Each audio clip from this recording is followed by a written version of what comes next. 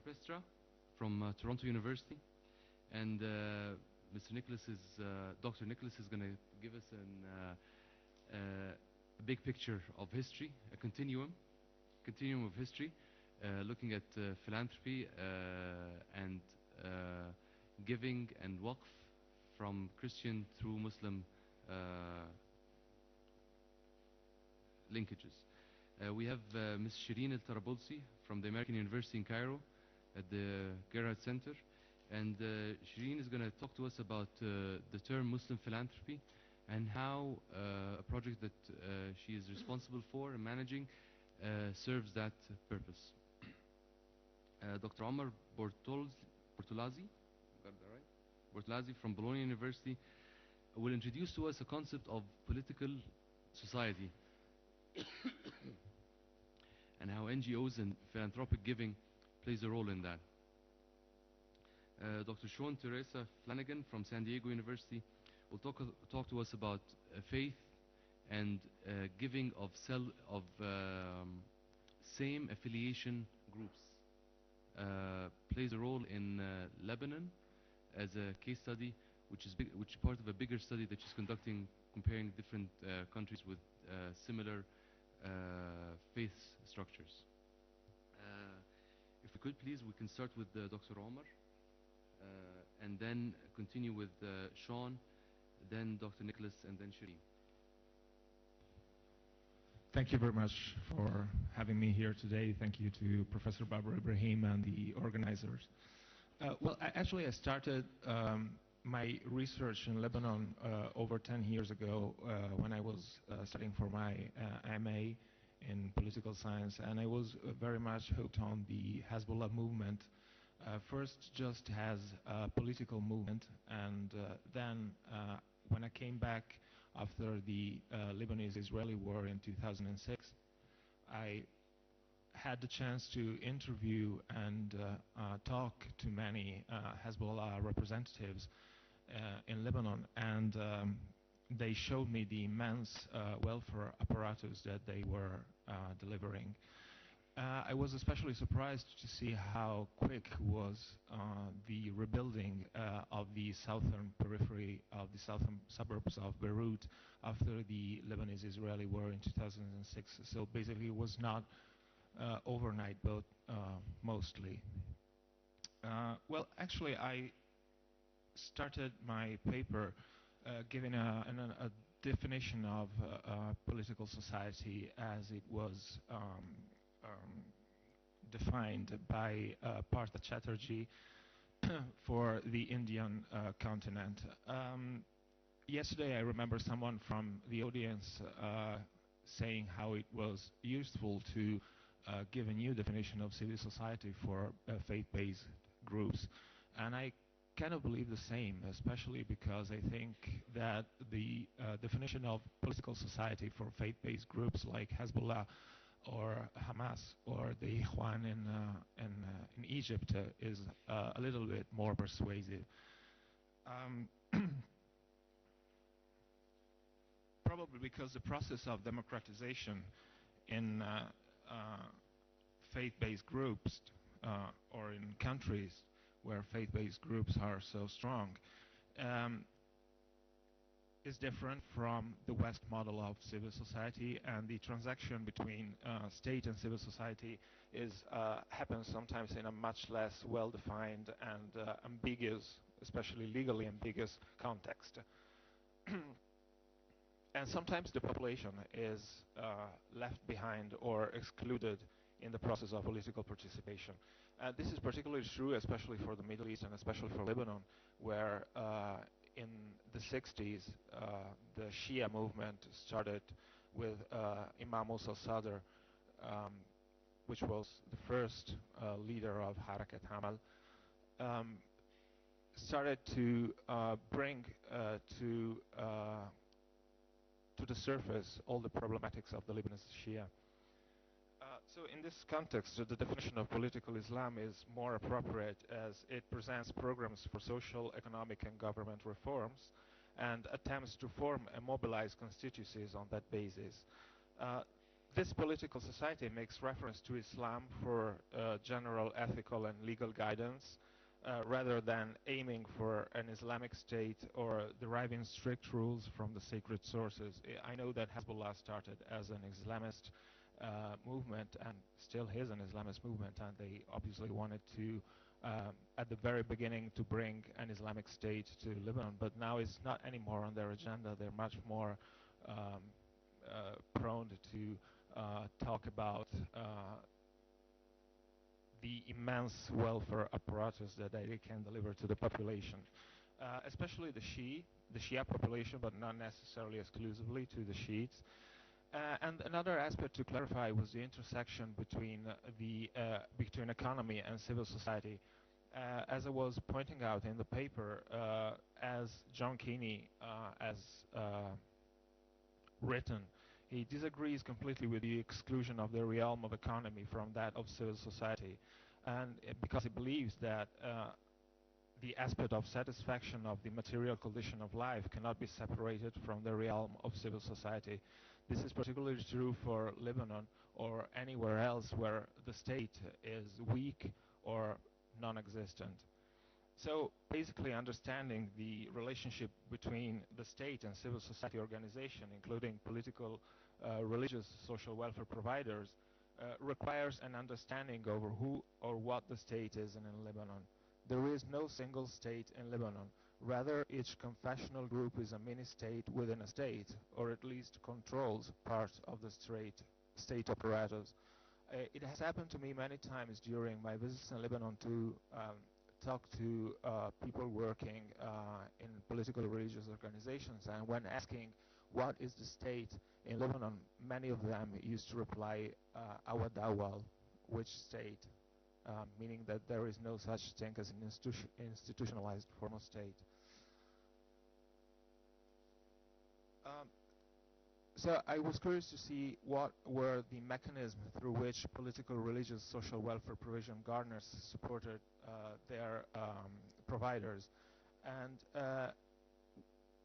I was particularly interested to figure out whether their action cemented sectarian identities and undercut national state-building efforts, or eventually complemented and coexisted within the national identities and institutions. In my paper, I examined the first activities of Imam Musa Sadr in Lebanon and the first community-based foundations that he founded, which are basically very much similar to the community or family associations that we have today. And Imam Musa Sadr established a charitable organization through which he could provide services to the Shia that the government did not. At the same time, he established himself as a benefactor of his community. He did this by expanding the existing charitable organization and by establishing new institutions such as the Social Institute for Orphans and Destitutes, and particularly his influence and his success consisted also in reducing the authority and influence of the traditional Shiite elites, which is the Zuama, as the oldest form of political organization amongst the Lebanese Shia, whereas the traditional leadership of the clan. I would like to move rather swiftly on, and of course another important figure during the war, the civil war in Lebanon in the late 70s was Mohammed Hussein's Fadlallah, who died last year. And he created, he always refused to be referred to as the ideological leader of Hezbollah, but he certainly had some kind of interaction within Hezbollah. And he founded in the 70s and 80s the Society for the Benevolent Charity, public libraries, women's cultural centers, and most of all the Husaniya, which were built by families, and others founded by municipalities or benevolent trusts, Awqaf, which were important centers for associational life, and in smaller villages were the only possibility for social assistance.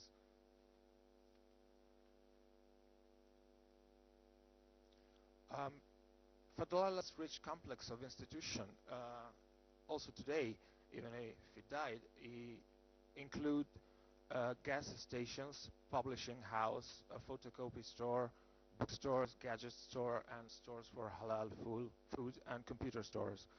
Individual donations include zakat that may be paid in kind, such as gift or food for the poor, Ramadan gifts, homes, and half of which is paid to one marjas or wakil, and the other half to the descendant of the Prophet or Sayyid.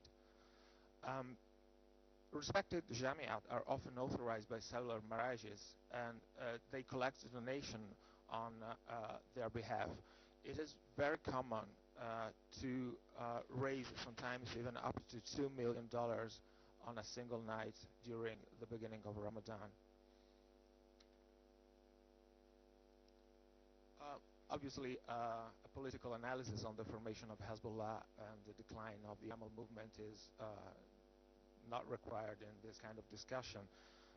But Hezbollah efforts are extremely high today in Lebanon, and especially in the southern periphery, which is the infamous quarter of Dahia, which I visited many times, and I was advised not to go to that place, and which was a bit curious, especially because other Lebanese were actually telling me not to go. But then I realized that it was just an overcrowded quarter with churches, not only mosques but also churches, and veiled women were walking hand in hand with unveiled women. So it was just, just another Lebanese periphery.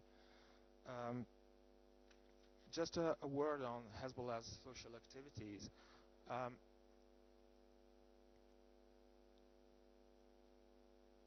An example of these associations is, for instance, the Shahid associations, who takes care of more than 1,000 families of martyrs who had given their lives in the resistance especially against Israel in the south. And a program of joint social responsibility ensures the availability of housing, education and clothing, health services and various other needs, in addition to active participation in job placements once children complete their education.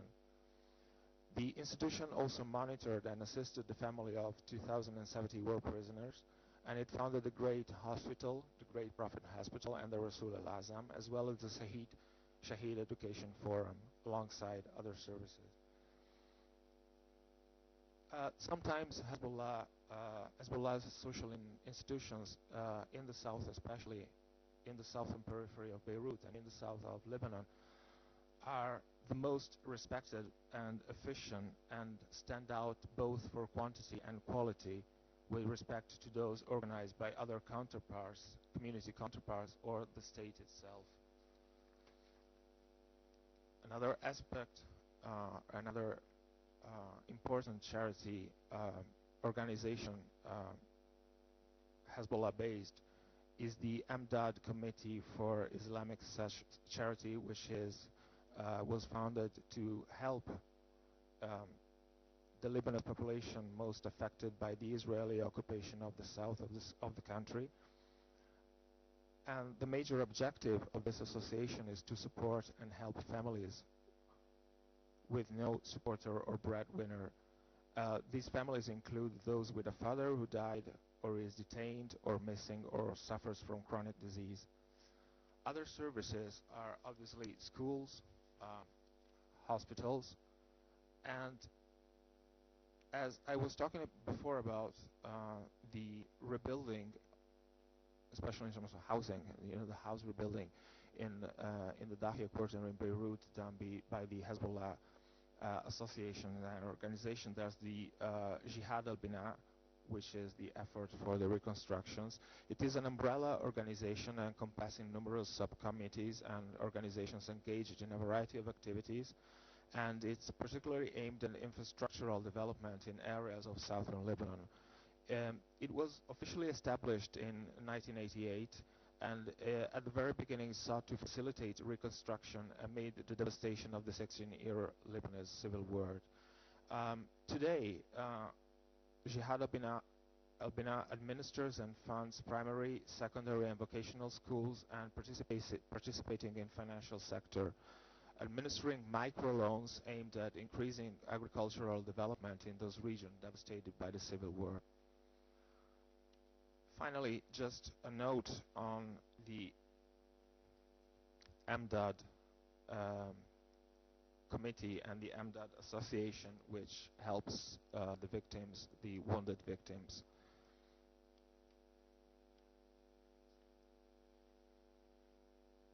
This has brought me to the question of whom do political religious providers target. And it would be a little bit simplistic to make this assumption that may let us believe that those institutions target primarily the needy, lower middle class, and the underprivileged, or just Shia. The truth is that these providers do not aim only and exclusively to co-religionists. Yet, evidence seems to be a bit more complicated, and it is not a rarity to see confessional and political group service providers contend with the opposite group's offer. It can be easily expected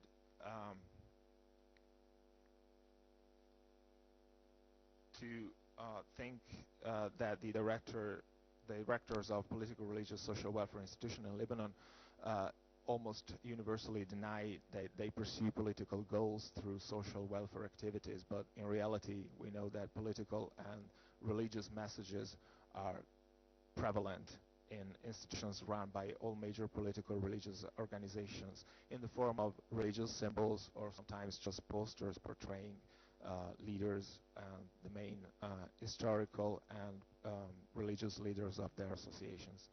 Thank you very much.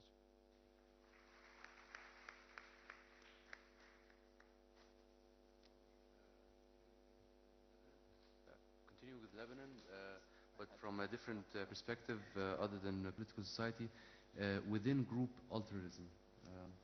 Dr. Shawn?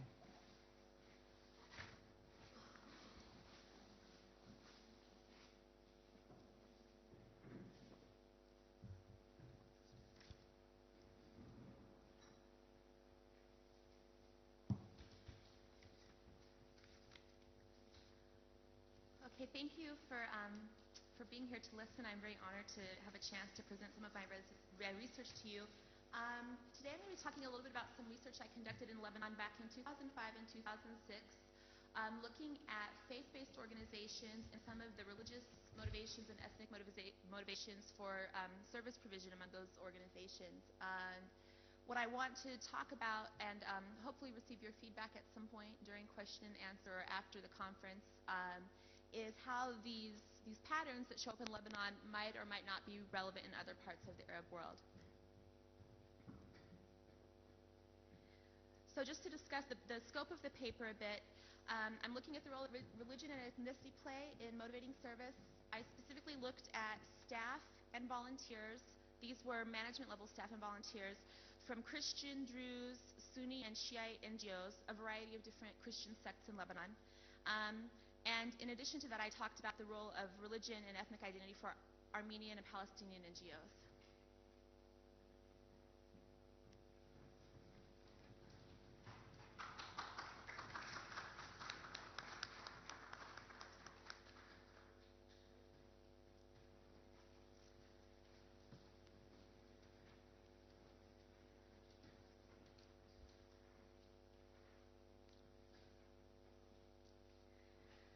So if I wasn't nervous before, I certainly am now.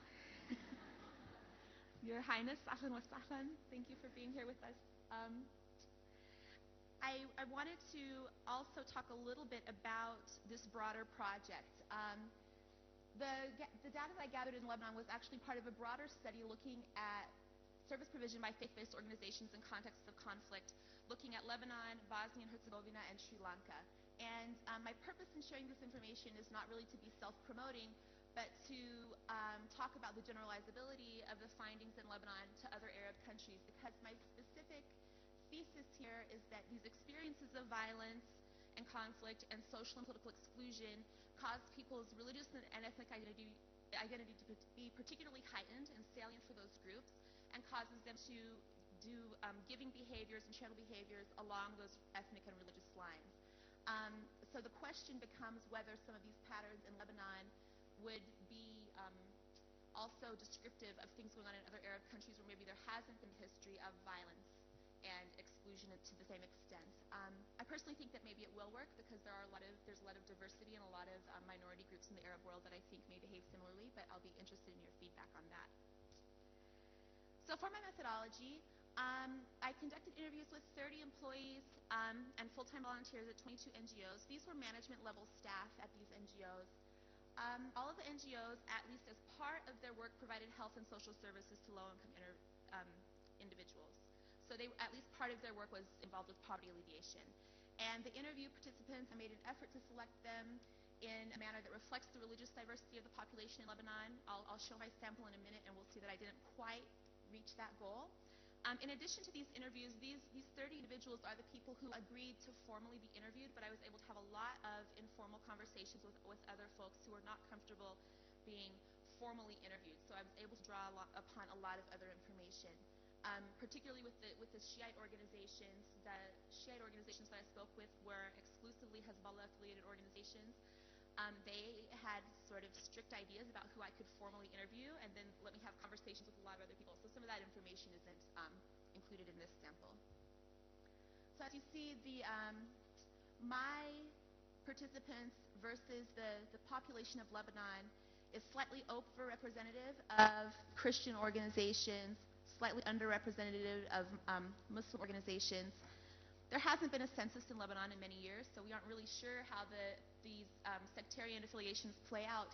But at this data that I have in terms of the population comes from the U.S. government's assessment of the population. So we have to remember that may or may not be accurate. So one thing I'm going to talk about today, in a moment I'll mention how, of course, we know religious traditions in the Middle East and actually most religious traditions around the world encourage service and charity to other groups. And there are many people who are much more qualified to speak about that than I am, theologians and those sorts of experts. But what I'm really going to focus on today is the role that group identity plays as this motivation and service provision. And there's a lot of literature discussing that group identity and shared group identity plays a strong role in motivating charity and service provision. A lot of NGOs are created with the intention of serving people who are co-religionists, co-ethnics. Caroline's presentation earlier about the Iraqi diaspora organizations is a really great example of organizations that are founded with the intention of serving people who are in the same group. If we look at the organizations from Lebanon, I know it's a small sample, but I still feel like sometimes numbers help. The vast majority of people that I spoke with said that their organization serves primarily members of their same sect. Everyone without fail said we would very gladly serve members of other sects, we would very gladly serve members of other religions, but they don't come to us. And the explanation I got was, this is Lebanon. This is how things are structured. People aren't going to come to us and approach us about these things. You do see some variety. Some of the Christian organizations, particularly the evangelical Christian organizations, served more people from other sects. We can talk a little bit more about what their motivations there might be. But the organizations mainly reported serving their own groups and maybe just a sprinkling of people from other groups. And I'll talk about the implications I think that has for philanthropy. So as I discussed, we know that giving and service are very important in Islam and also in Christianity, also in the Druze faith.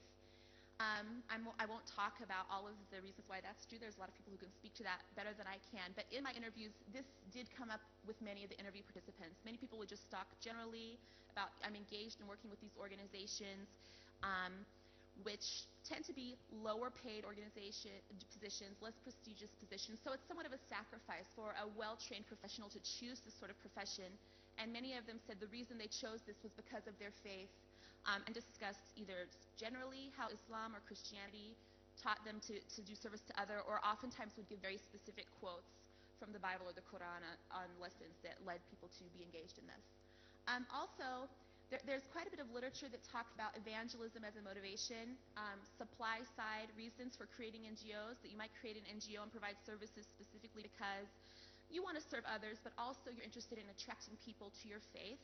I did not have any of my interview participants in Lebanon talk about having an explicit goal of evangelizing people, which was the case in some of the other countries where I was. People would say our goal is to evangelize. That was not the case, although people did discuss some behaviors that I think many of us would consider to be evangelical behaviors. So that also can be a motivation for serving others, and certainly would be a motivation for serving folks besides your co-religionists. You know, if you're trying to evangelize, it's useful to serve people from other groups. One of the really, really interesting things that I thought came out of the interview data was, of course, many of the interview participants really felt that faith added value to their organizations and the services they rendered. They thought it made their services better services, higher quality. They were more compassionate. They had more direct interaction with service recipients from their perception, longer term, more nurturing relationships with those service recipients. But another thing I thought was really interesting is that they portrayed very often faith itself as a service they were rendering to others. So, you know, we are providing food and we are providing medicine and we are providing sometimes something tangible like a Bible or participation in a prayer session. But sometimes they would say we are providing hope. We are providing faith in God. We are providing these as, and really these were conceptualized as a service being offered to the service recipients. And that service, the ability to offer that, was a strong motivation for those participants. Also, religious inspiration and religious social networks were a really strong reason for choosing to work in these organizations.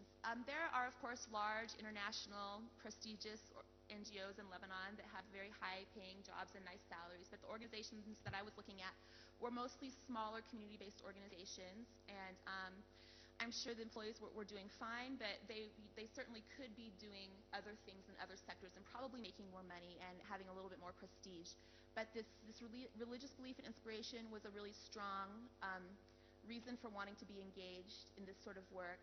And also these personal ties within the faith community. It was very common for people to describe, well, you know, my preacher, my imam, someone else in the faith community who's part of that social network had led them to become involved in that sort of employment. In addition to looking at these religious organizations, I also had the opportunity to speak with individuals from Armenian organizations and from Palestinian organizations in Lebanon. And what I found there is that with the religious organizations, you expect that the experience of the Lebanese Civil War and the sorts of violence and political exclusion and social exclusion that happened during that period would cause these identities to be very salient and for these boundaries to be quite high. For the Armenian population that I spoke with and the Palestinians, the Civil War was certainly not the most important thing they were thinking about, and what really mattered to them were other sorts of types of violence and exclusion that they had experienced.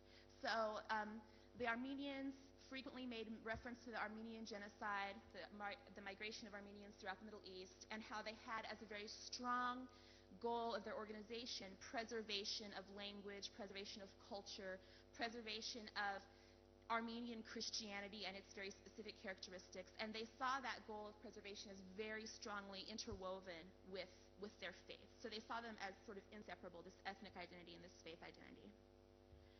In contrast, the Palestinian refugee population, of course, being a refugee is a form of social exclusion that causes identity to be salient. Particularly in Lebanon, Palestinians certainly don't have the same rights that they do here in Jordan. They don't have the rights to inherit property. They're banned from participating in more than 70 different professions. So even if you are born and raised in a refugee camp in Lebanon, the challenges that you face as someone of Palestinian background are very, very strong. But even more powerful than that was this experience of the massacre at Sabra and Shatila that happened during the Civil War. And the Palestinians I interviewed would very frequently make reference to those events and talk about how that was really a motivator for serving other Palestinians, for trying to stick together, help each other, create community, protect each other, also protecting ethnic tradition, a lot of attention given to certain sorts of weaving and embroidery that were traditionally Palestinian. But people were very distinct about separating that from religion and saying, there was a wonderful quote that one woman gave me, which was, if you're Palestinian, it doesn't matter if you're Druze.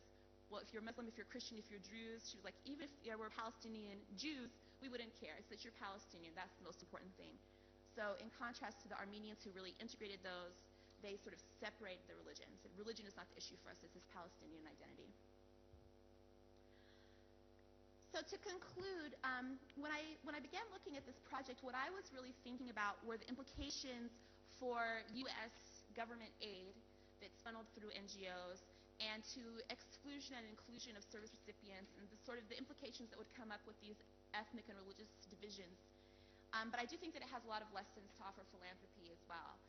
Certainly understanding the way that faith and ethnicity influence people's motivation to serve others can help us do a better job of promoting volunteerism and donations and other forms of service. But I think that as philanthropists who are trying to be strategic with philanthropy and think about doing really sustainable developmental activities, being mindful of these differences and how these identity politics might play out is very important, because I think that it's the case that certainly very often faith-based organizations are a great vehicle for philanthropy to communities. They're strongly rooted in local communities. They have a very strong understanding of the culture, of the local problems. They have great social networks that allow them to really serve those communities. So they bring a lot of strengths and a lot of assets. But I think something to be very conscious of, particularly in locations where these divisions are fairly salient, is when you're doing philanthropy through a faith-based organization, are other members of the community getting served? What are the perceptions of those other members of the community?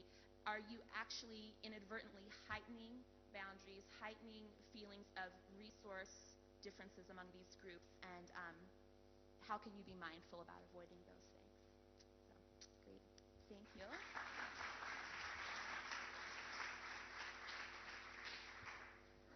Certainly no clear-cut answers, and Sherine will shed some light on how she tackles issues of self-identification with Muslim philanthropy. Sorry.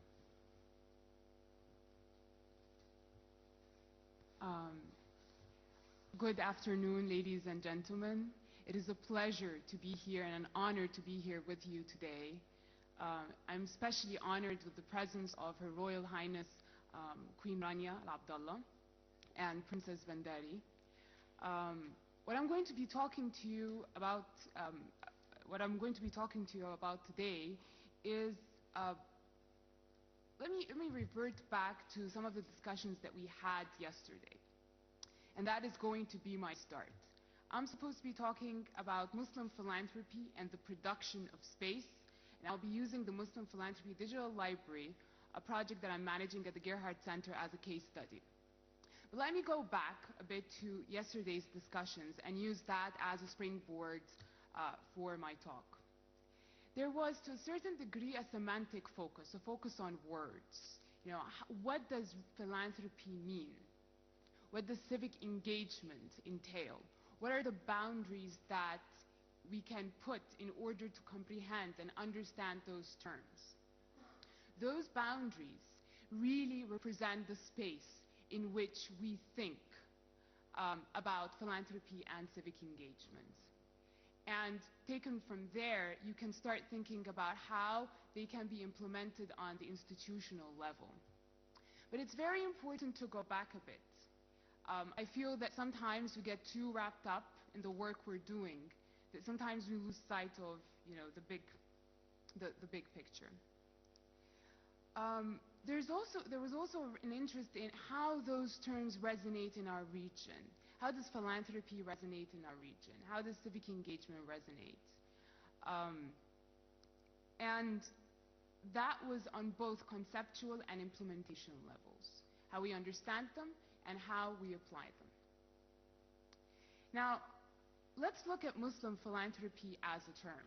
And this is something that I've been thinking about for so many months now. The way the term is perceived, the way it is implemented, and the way we should think about it. And my discussion today is really to open a conversation about this. So when I say Muslim philanthropy, the first things that come up in your head are what? Waqf, zakah, and sadaqah. And people constantly think about it within some sort of bubble. So there's Muslim philanthropy, there's institutional philanthropy, there's the Western model of philanthropy, but for the most part, they're pitted against one another in our minds.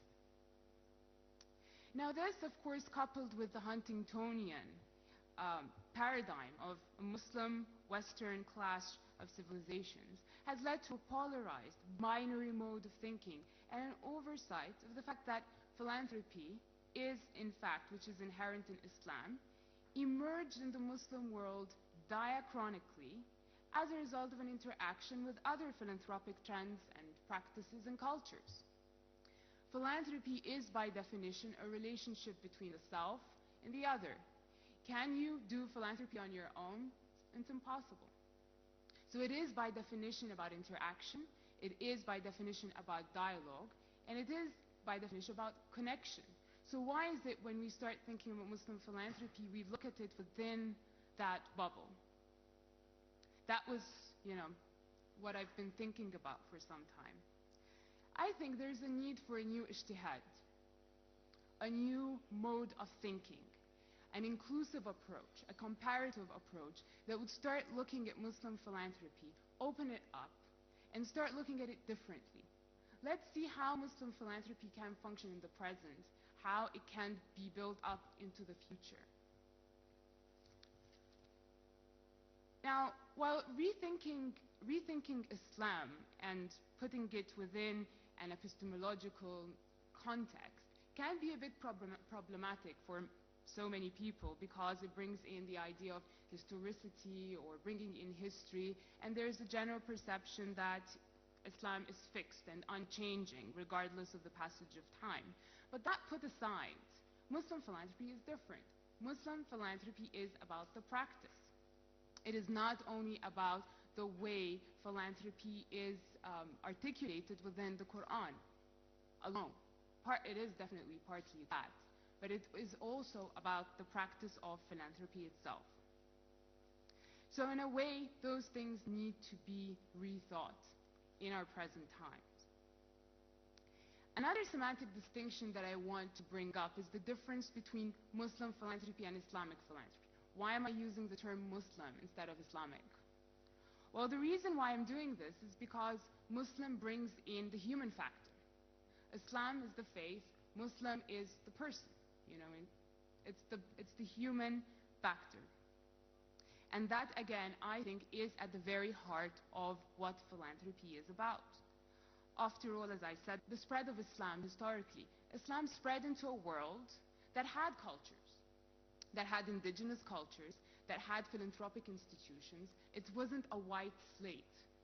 So the start of Islam and the beginnings of philanthropic institutions was definitely affected by already indigenous and existing philanthropic institutions that were there before the spread of Islam. And there's a lot of evidence to that. There's the Jewish Hekdesh, which predates Islamic Waqf. And in so many ways, there are similarities between both institutions. They both represented sustainable vehicles for delivering charity. The Jewish Hekdesh kind of evolved across time, but then again, even though it evolved, it did evolve into a similar institution as the Islamic Waqf. Now, because I don't have much time and you will be able to look at my paper, let me move very quickly to the project at the Gerhardt Center, the Muslim Philanthropy Digital Library. And I have a PowerPoint presentation, so I'll be using it.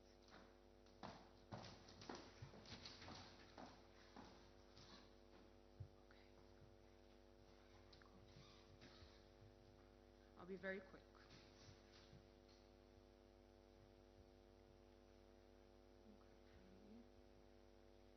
Now, to introduce MPDL to you, MPDL was born of that need.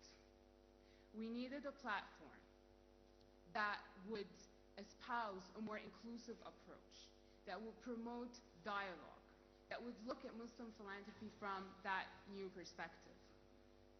So the Muslim Philanthropy Digital Library, born of that idea, is really a repository of the world's knowledge on all forms of philanthropy, as expressed through reports, registrations, scholarly analysis in Muslim majority countries and Muslim communities worldwide. We started thinking that by looking at things geographically, let's look at the Muslim world geographically and tap into the different philanthropic practices happening there and look at the interface between the practice, the culture, and how they affect one another. MPDL, for the first phase of the project, covers material from 1900 to the present in English and Arabic. As I said, the cultural aspect is very important. Our mission is to create an open access global information resource and virtual library on the range of philanthropic practices in Muslim majority countries and Muslim communities. And what we're hoping to do by this is to establish those practices and knowledge as an integral part of the contemporary global philanthropic realm. This is really part of a whole. And I think now more than ever we realize that we're living within that global space where things have to interact with one another.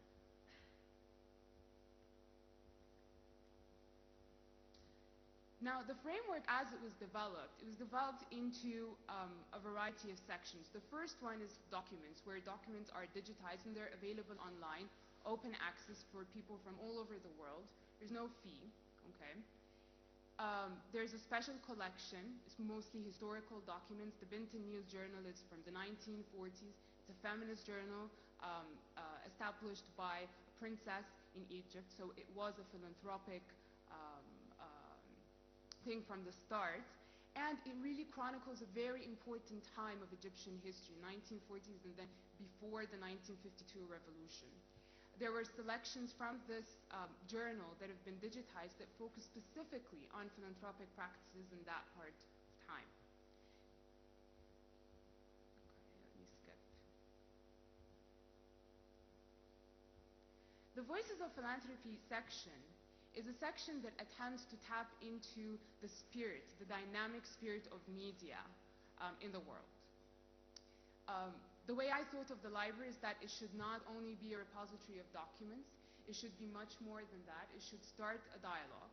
And that is possible through new social media, new forms of media. So there are documentaries, video and sound recorded interviews with major philanthropists and business leaders from all over the world that are put online, so that people can not only read about those practices, but get to see those people and get the story behind the practice itself, which is really lacking. There's a visual exhibition and there are virtual representations of philanthropic practices in the 20th and 21st centuries. And there's, of course, the research component. Every year we're hoping to hold a workshop or a conference, something that would bring up more research on Muslim philanthropy, and that, again, would open up a conversation about how does Muslim philanthropy affect the world that we're living in? How can it be integrated within that global sphere? Thank you.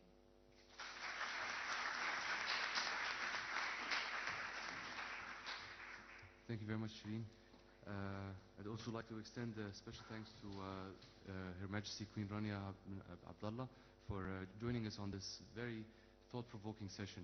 And I would like to finish with the last speaker before we open up the space for questions and comments to Professor Nicholas Terpstra to shed the historical perspective on philanthropy. Okay, thanks very much. And thanks to Barbara and to the organizers in Cairo and in Jordan. It's a great honor for me to be here, certainly with the distinguished audience, and with the distinguished audience of everybody here, really.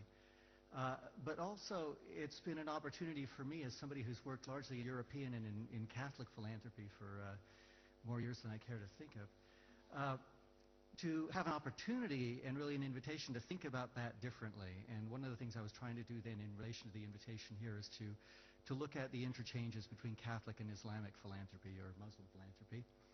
And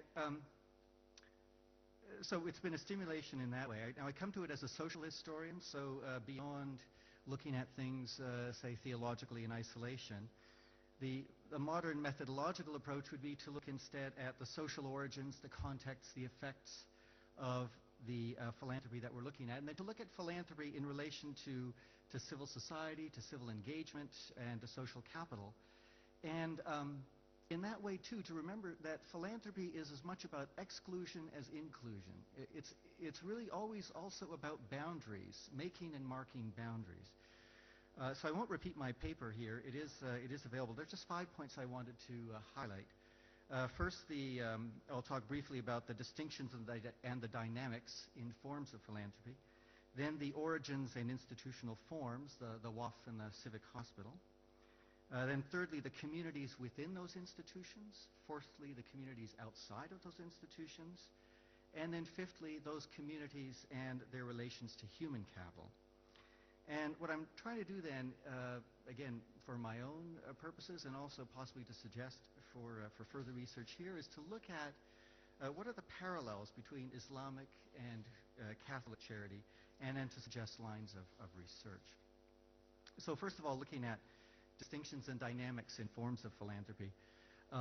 Both Islam and Christianity emphasize philanthropy, but then also subdivide it into different forms. And we've already heard in a number of presentations over the last couple of days that, as you're all very familiar, that in Islam you have zakat and sadaqah. What I would like to suggest is that these correspond to two dominant forms within Catholic philanthropy, which are designated by the terms caritas, or charity, and misericordia, or mercy. And that, moreover, zakat is very close to caritas, and sadaqah very close to misericordia. If we're trying to understand the social dynamics, how do we see how they then become unpacked? First of all, both zakat and caritas work on a percentage basis. There's a percentage you're supposed to give. And you give that percentage as your thanks to God. It's a very direct relationship between you and God, and then you and the recipient. So it's individual charity. It's often specific actions and gifts, sometimes to kin, more often to clients. And so it reinforces social ties of kinship and clientage. And in that way, we think of the dynamics, the social dynamics of zakat and caritas as being vertical. Contrast then this to sadaqah and misericordia, which are more often general help given in the form of an endowment, a form of social charity, help to whole social communities, fewer individual ties. So it's more, again, a horizontal development. And out of that emphasis then on horizontal charity, we get different institutional forms. And I'm thinking particularly then of the WAF and the civic hospital in the Renaissance period. So to look at the origins of those institutional forms, that's my second point. Both the WAF and the civic hospital leave extensive records, sometimes more available than others, but the records are there. They're both new in the Middle Ages. They don't go to the origins of their respective religions, but they arise out of periods of social upheaval. I couldn't speak too much about the social upheaval possibly within Islam in the 10th century, but certainly when hospitals emerge in Christian Europe in the 12th century, it's a period when there's an enormous movement from rural areas into the cities, demographic explosion, populations growing in the cities, but then people in the cities often cut off from the families which had been their chief form of support before, so that the institution of the hospital emerges in some way to make up for the family that's been lost, for those people who are now essentially economic migrants from the rural areas into the cities.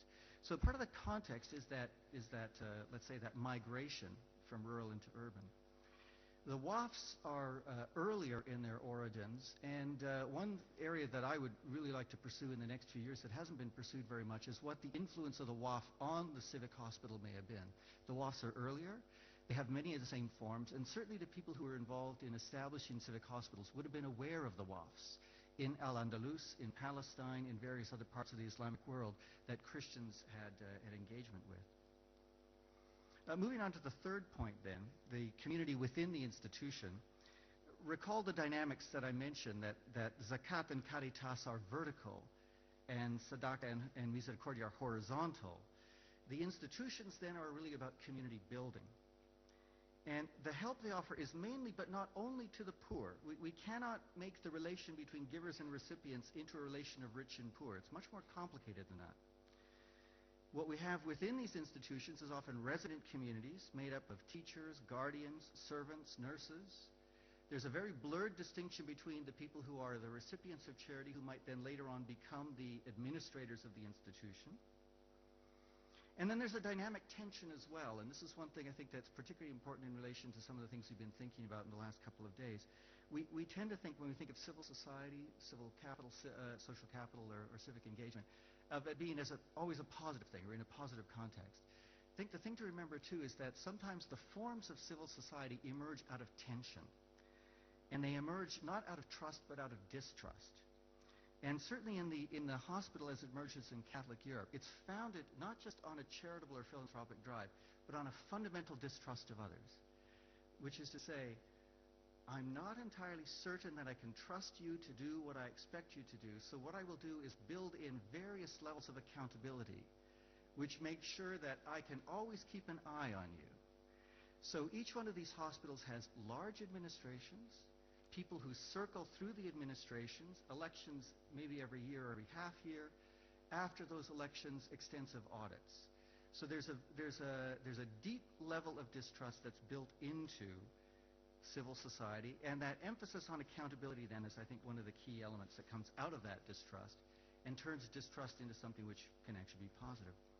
Moving in, my fourth point, the community outside the institution. As a social historian, my chief interest is in how these institutions relate to society, to culture, and how they build social, financial, and human capital. There is data.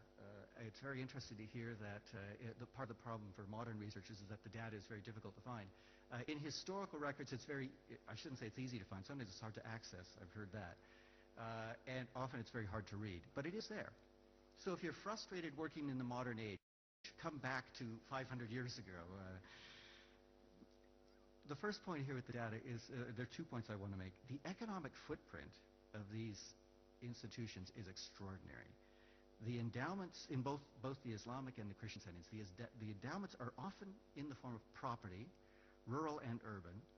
So extensive housing for both poor and rich, extensive farms. These are fundamental institutions in their societies for the production of food. A second thing, and this is where I'm more familiar with the Catholic as opposed to the Islamic context, is the matter of labor potential. The area I study is 15th, 16th century, and this is a period when some bright lights start going off in the head of some capitalist founders of these institutions, and they realize that if I have an institution here that's full of, say, orphans or the poor, they don't simply have to sit there, they can work, and they can work for me. And I think one of the key things is to realize, at least in the 16th century, how these institutions, say charitable orphanages, become key elements in the construction, the development of a silk industry, for instance, in Italy. Silk requires many hands, very poorly paid, and what we find when we look at who's organizing some of the orphanages, it tends to be silk merchants. They're not stupid. They're charitable, but their charity also has a strong element of self-interest. It's not just altruistic, which then leads into my next point here within this area of community inside the institution. And that's questions of social and financial capital. Who administers and who benefits? Both endowments exist in both religions. The endowments often are set up to protect legacies, to protect family interests, to protect family members, to employ them in perpetuity. And so what a historian tries to do then is to study their role in building and preserving family, or building and preserving community resources, looking then at the long-term effects for the generation of social and financial capital. And again, remembering, and this may simply be my North American cynicism, that everybody has an interest. That while we look at these as religious institutions, they're not purely altruistic. There are people who benefit, and sadly, sometimes there are people who suffer. The fifth point then is these institutions as carriers of cultural capital. And when assessing the impact of WAFs or civic hospitals, I think one of the things we have to stop and remember is that they are among the largest, the most prominent institutions in their cities. They tend to get lost in our modern cities because our modern cities have built up around them, and our modern cities have much bigger buildings. When they were built, These were the monuments of their time. Prominent locations, huge buildings, often architecturally and artistically progressive buildings. They were keys to the local cultural identity, and they were sites of local cultural activity. The mosque, the schools, the baths and kitchens. This means that this is where worship happens, where education happens, where sociability happens, everything about the social structure.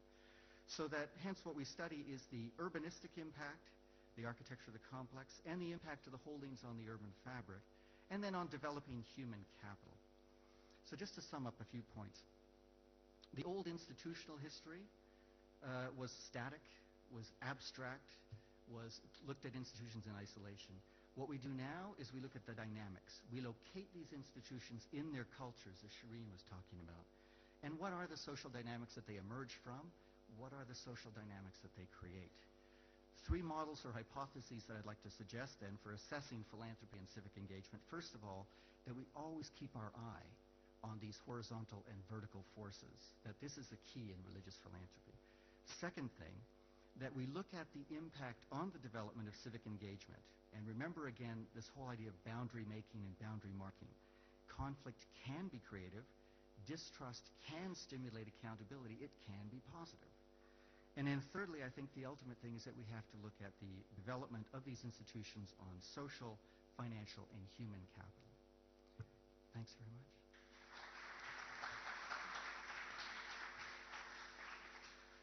Thank you very much. What a wonderful panel. I am truly privileged. They're all finishing on the dot. They're all unpeeling the diversity and difficulty of understanding life. My job is very easy now, so I hope that you can make it a bit more difficult as we open the floor for discussions and comments. I'd please ask everybody who would has a question or a comment to identify themselves. Just mention whether it's a question or a comment and direct it if you want. Since everybody finished really on time and I have some actually extra time on my hands, so I'd like to perhaps ask comments from other speakers on questions coming in as we receive them. If we may, can we receive 3 questions at a time, answer them, and then take 3 more? Microphones in the back.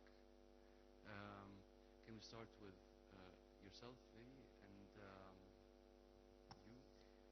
And can I see hands up, please? And there's 3. 1, 2, and 3. Hi, my name is Lulu Astafarini, and I work as a Welfare Association for Youth Coordinator. And my question is specifically about the multiplicity of voices. You were talking about sort of Islam, Sherine. You were talking about Islam being part of a lineage and history, and not being sort of a fixed voice in time. How do you think that what you're doing right now is kind of capturing that? And are there challenges in today's philanthropy? Do you find that they tend to be more one voice or one representation, and one of the objectives of the project is widening that? Or do you find that there's already that sort of multiplicity of voices, and the objective then becomes to make people aware of that? That's it. Thank you. Okay, thank you. I'm Jawad Fatayr from Najah University in occupied Palestine, and honored to be here with your presence, Your Royal Highness. My question to Nicholas and probably to other panelists about the similarities and the differences in the philanthropic efforts between Christianity and Muslims in these days, in the presence of the cultural dialogue. Do you think it had made a positive impact, or people are not aware of these connections from your point of view? Thank you very much.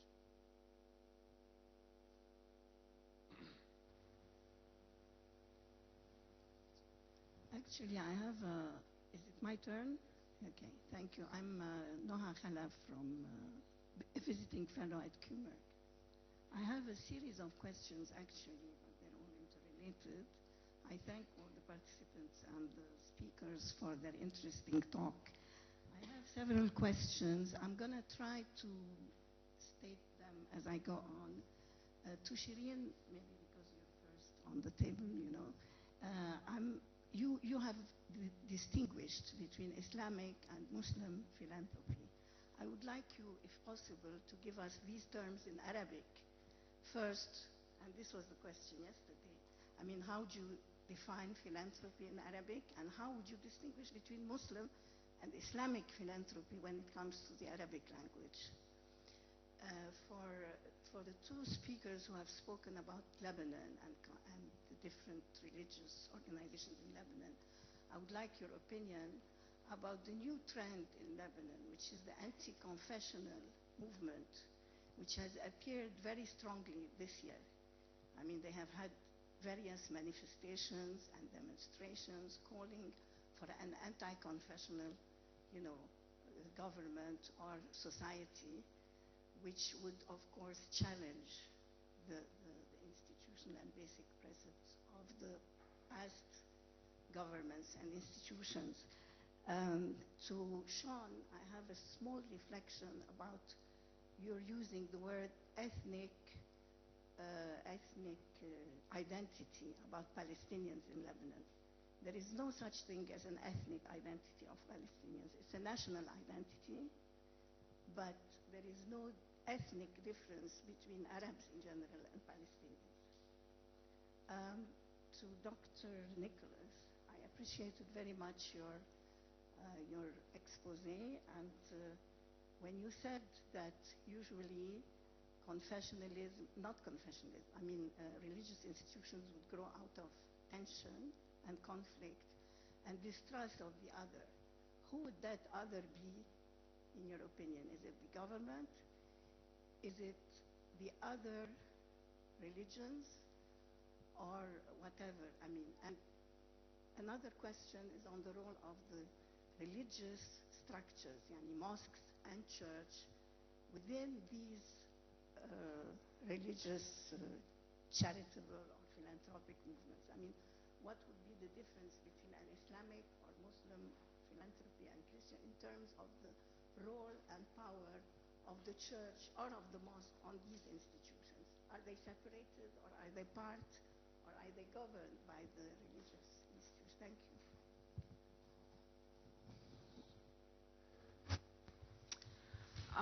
Thank you for your questions. They're very interesting. Now, with regards to the first question about Islam as a fixed voice in time, and MPDL and how the challenges and whether there's a diversity or not. I'll tell you how I'll respond to this. Now, I think there are several layers to approaching this question, and it is very diverse. There are people who are willing to look at Muslim philanthropy in a bigger sense, especially within the Egyptian community where there is a certain degree of cohesion. Let me give you some numbers. In a study that was conducted on philanthropy in Egypt, almost 40% of the sample expressed readiness to give zakah and sadaqah to people of different religions. Now, it is generally held that zakah should only be given to Muslims, but 40% of the respondents said that they would give regardless, irrespective of religion. Okay? There are also other organizations that are not faith-based, but when you talk to the people, like I had an interview with the director of Al-Orman, it's an organization that's very well known in Egypt. And my question to him was related to the activities that this organization does on the ground. And even though he acknowledged the fact that when he's distributing money that he collected from zakah, he does not distinguish between Muslims and Christians. As he was speaking to me, he was using Islamic terms throughout. So even though he acknowledged that it's not completely faith-based, it is so embedded in the culture that sometimes it's not distinguishable. So what I'm trying to say, or maybe this is just to open up more research about this, is that the lines of demarcation are not very clear. It's not a cookie cutter. You can't look at things in terms of contrast. It's really embedded within the community, and you can really look at it from a variety of perspectives. With regards to MPDL, what we've been trying to do, and there were so many good, responsive people who are supportive of the Muslim Philanthropy Digital Library and the idea behind it, including Christians. My first interview was with Professor Magdi Yaqub, the world-renowned cardiologist. Okay? And so there are many people who are open-minded enough to acknowledge the fact that we belong to the same fabric and that we're all interconnected, and that Christian philanthropy in Egypt is influenced by the Muslim context. Okay? So we've been trying to capture those voices through the Muslim Philanthropy Digital Library documents. Okay? Many of our documents are not only related to Waqf, but are also related to different philanthropic practices happening within our geographic mandate. Through the Voices of Philanthropy section, where we're interviewing those people, we're getting the story behind the practice, and of course through our visual exhibition. So I hope I responded to that question. The second question about Muslim philanthropy and Islamic philanthropy. This is very complicated because I was involved in the launch of the Arab Encyclopedia on Philanthropy, where we translated around 2,000 pages on key documents on grant makers from English into Arabic, grant making, sorry, from English into Arabic. And as we were translating those documents, we came across so many terms that do not exist in Arabic. The translation process was quite a challenge, because if you don't have the words, then it shows that you don't really have the concept behind it, okay?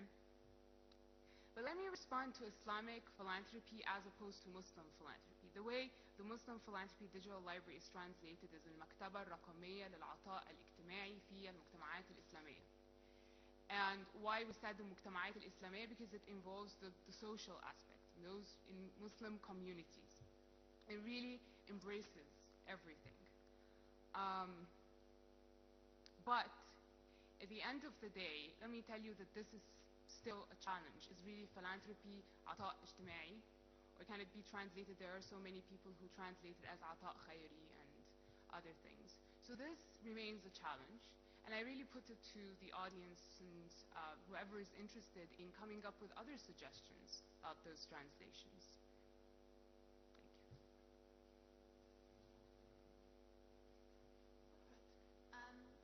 So to address the first question about connections between Islam and Christianity and philanthropy and whether there's an understanding of the connection, let me turn this on. I can't really speak to that very broadly, except to say that when I did conduct interviews with both Muslim and Christian NGO staff workers, they definitely seem to have an awareness of similar teachings among their religions. They would often mention the similar teachings that other religious groups had. They were very much aware of the other organizations that were providing similar services to them and their motivation. So there seemed to be an awareness. The sorts of benefits that brings to practice, I couldn't speak to, I'm not sure, but the knowledge certainly seemed to be there among these just NGO professionals. To speak to the other comments, or questions rather, I appreciate your comment about the ethnic identity for Palestinians, and I realize I should be more clear. I think in a colloquial sense, you're absolutely correct. I am speaking more about the sociological literature on ethnicity, and in Lebanon, as it turns out, many of the groups in Lebanon, even the religious groups, behave much more as ethnicities because they don't actually even practice their faith, and so that's the sense in which I'm using the term there. And for the anti-confessional movement, my sort of personal normative opinion is that would be of great benefit to the country. I would like to see that be successful. My personal experience, as clearly someone who's not Lebanese, is it's very interesting for me to sort of watch and see how long it might take for that to be successful. Because even as a non-Lebanese, as soon as I go to Lebanon, people immediately try to categorize me as a sect. Which sect family are you staying with? Which, they want to put me also in a sect and know where I belong. And so I'm hopeful that people can move beyond that, especially the younger generations. But I think it's so pervasive just in terms of, when you're looking for a job, when you tell people the neighborhood you live in, when you tell people the village that your family is from, you're automatically categorized. And I think it's hard to move beyond that.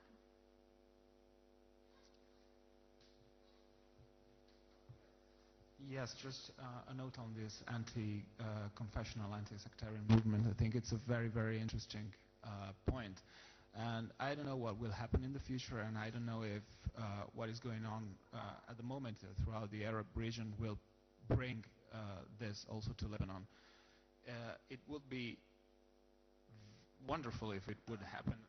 I totally agree with Shawn on this, as she was mentioning before. The last census in Lebanon has been done in 1932, so you can imagine what is going on. I mean, it's so much time, and the demographical changes in the 60s, in the 70s, the civil war, many wars against Israel. So yes, they would certainly benefit from it, and I don't know, it would probably happen, or it would probably lead to some. I don't know how much time it will take. Probably it's a very long process.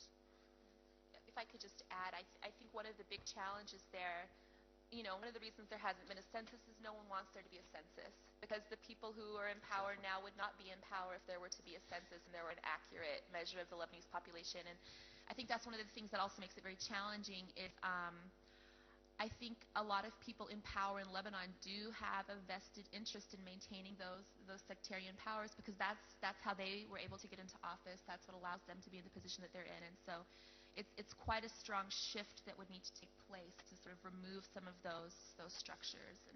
But I would be hopeful to see it. And it will be really a revolution, because to develop an anti-sectarian movement, it also means to destroy the constitution, or the so-called constitutions that they have, because they still rely on the 1943 National Pact and the distribution of the powers, so that had to be abolished. So I don't know what will happen, really. Yeah, a couple of questions. One on the positive impact you're saying. I think it's an interesting thing to point out. Certainly, so your question was, how are people aware of this? And I think in general in the West they're not. I think certainly what I've seen though among my own students is that over the last say 20 odd years, the interest in looking at collaboration and looking at some of these connections has grown significantly. And whereas when I started, people might study, as I do, Italian history, now they more often want to study Mediterranean history, precisely to look at these connections. This is what I see among the graduate students now. And I think part of the difference there too is that when you look at how a religion is lived as opposed to how it's believed, but when you look at how it's lived, you have more basis for discussion and collaboration. And I think that's what also we find when we're trying to then look at the roots of these institutions. One thing that strikes me is if I read 16th century documents, say French travelers to the Ottoman Empire, how impressed they are with the WAFs. And these are people who on another page will say how much they disagree with Islam, but the WAFs are wonderful. And so there is that, I think that combination. Is it a tension? Who knows? With the question of tension and distrust, I think the other side to that, who is being distrusted, whether it's inside or outside, I think at a certain level everybody's being distrusted. So it's a completely ecumenical distrust. Certainly sometimes it's laity distrustful of clergy, and that's in the Christian context very much. It's often sometimes local people distrustful of higher authorities. But the other thing I think we should remember is that distrust is not hatred. Distrust in this context is often very good-natured, in the sense that you sometimes find on signs on cash registers in North America, "In God we trust, all others play cash." So we assume, or they assume, that everybody pursued their own self-interest. So if I assume you'll pursue your self-interest, then it's in my self-interest to make sure I just keep an eye on you. It doesn't mean I don't like you, but I'd be a fool to trust you. So on the basis of our mutual distrust, we can actually build a mutual collaboration. And I think that's the ultimate thing that's in these institutions. Thank you.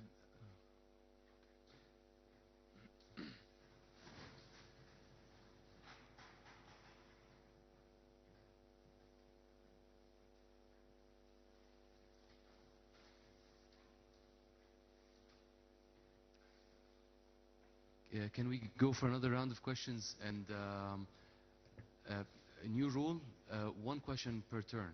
You can go for a number of turns, but just one question per turn. And can we have a mic to the second row? Yeah. Black suit? Yeah, okay. And then the second row, black suit, and then way back. Go ahead. Religious organizations have played a major role in the Arab world. I'm here. Religious organizations have played a major role in the Arab world in terms of education development. For example, in Jordan, the Catholic and the Christian community have historically helped establish education and had a very positive impact on cultural and religious understanding and collaboration. So many of the Muslims attended, Catholic schools, and it really helped create religious tolerance in these communities. Have this phenomena been studied and examined to shed a light, maybe in future, impact of such organizations, such religious organizations, in developing both educational systems in Arab countries and also in creating, this is the case also in Palestine historically, even with the Russians, so in creating religious tolerance, for example.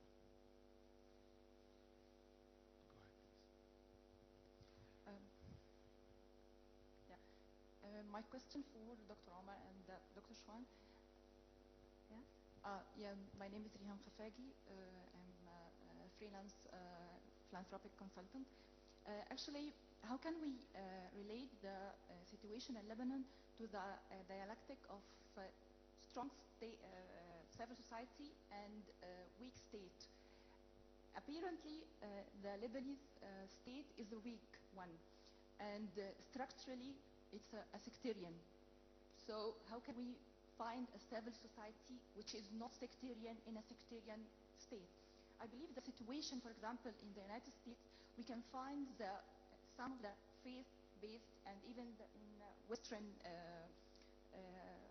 European countries, but philanthropic organization faith-based without zero threat or even like tolerant, like Professor Nasreen mentioned, and at that time people from other sectors go to schools and benefit from their services without any fear, as long as we have a strong state and non-sectarian system. My question is mainly a recommendation for Sherine to include like Turkey or Persian languages, or even not to do it by yourself. You can cooperate or partnership with other documented organizations. Thank you. Hello, Nadia Romani with the Doris Duke Foundation and the American Muslim Civic Leadership Institute. My question is for Sherine. Since you're documenting all of these philanthropic practices around the world, are you starting to see any trends in what people are experimenting with and what's kind of what you're seeing happen internationally? And then, it's not really a question, well it is, for Nicholas, just a quick thing. Why distrust, which has such negative connotation, versus accountability? Accountability. So,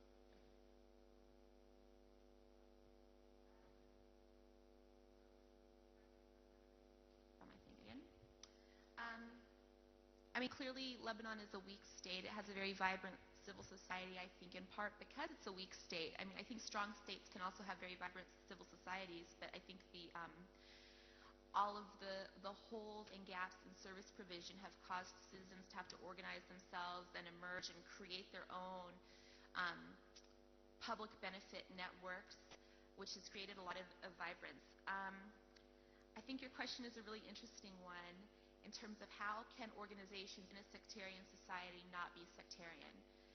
And I know when I was doing this research project, I was also in Bosnia, and what was interesting to me there is, clearly there have been a lot of ethnic and religious conflicts in Bosnia, and because it was against the law to have any NGOs prior under communism. Once that system was gone, the NGOs that did grow up were explicitly secular because of the experience of the war. They did not want to have that religious affiliation. In terms of organizations that already have a religious affiliation, I think one suggestion I have personally I have no idea if it's happened in any sort of widespread manner. I certainly haven't heard much about it. I think if interested organizations would actually engage in some sort of joint service provision. Like in Lebanon, these organizations are all aware of each other. They know who's doing the same work. So what if you did even just a one-day event? What if you have a health fair where the Christian organization and the Shiite organization are collaborating together, and then the citizens see, oh, okay, they're working together on this, so maybe now I don't have to be afraid to go to them. I think it would be a slow process, but probably these sorts of examples in practice might slowly convince citizens that it's safe to be able to go to other places and receive these services.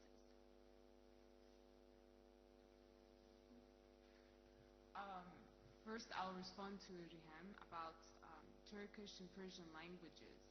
It's in our agenda, definitely, that for the second phase of the project we would include other languages, French, Turkish, Persian.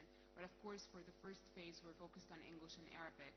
All our abstracts are available in both English and Arabic, so that people who are interested can access our collections and be able to understand.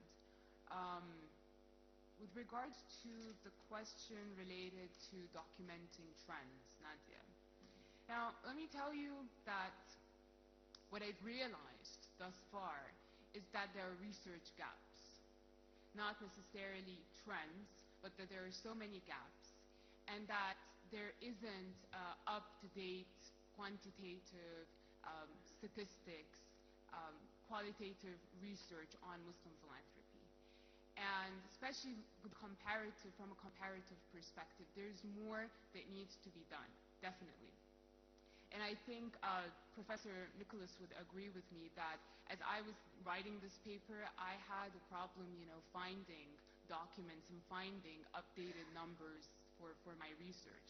So throughout the past 6 months, as I was working on the digital library, what I've been really noticing is that there is a need for research to be conducted on Muslim philanthropy from a different perspective, from a more comparative, inclusive methodology. Thank you. Yeah, just a quick remark. I think that before Professor Terpstra hit the nail in the head when he said that everyone has an interest. I think this is particularly true for Lebanon. That is why everything is kept strictly sectarian. And actually anyone can benefit from the services that, for instance, Hezbollah provides, especially as we were talking before about the educational system. It's almost entirely private. So what they can provide is very useful sometimes. It's free education, usually good quality education most of the times, but the sectarian lines are always there, even in those institutions that shouldn't be necessarily religious affiliated. If the money comes from Iran, in the case of Hezbollah, it's in most cases very clear. Imam Khomeini's image is there, Imam Musa Sabr's image is there, Mohammed Hossein Nasrallah is there. This goes on, and it's I think up until now it's unavoidable. Right. With educational institutions and the growth of religious toleration, that's what you were asking about, right? Certainly in my period, that's not what they're doing. If anything, they're all about indoctrination and making sure that you don't cross that line. Although again, I think part of the thing we've got to remember is that difference between inculcating people in a belief and then also respecting a practice. So I haven't seen too many examples where they're doing that with young children. The education I see is with young children. The other side of it, though, I think that does change, at least from the point of view of some of these organizations, is that it's really in the 19th and 20th centuries that you get an expansion of, say, European, North American institutions, sometimes as a form of missions, and sometimes as a more secular alternative to missions. And I think that something like the American universities of Cairo and Beirut, this institution that we're in today. So that bespeaks a different kind of understanding of how we come together around education. the second question about distrust and accountability is, I don't think they're really in opposition. One leads to the other, and I'd emphasize that at a certain level it's good-natured, because, again, if we go back to the religious foundation, there's a sense that we're all sinful. I'm sinful, you're sinful. And so it's simply the way that people who are both sinful look out for each other's sins. Again, it's not distrust in this case is not hatred. It's just, I respect your individuality enough to know that you might be smarter than me, and you might be able to get more out of the endowment of this institution than I can. So I just want to make sure you keep your fingers where they belong. So there is a lot of that. Now, there is sometimes more animosity there. I mean, they do sometimes levy pretty serious fines and things like that. But at a certain point, institutionally, it's about that common sense that we're all sinful and we all look out for self-interest. And so if we're building institutions, we have to build accountability into it. So I just use distrust because it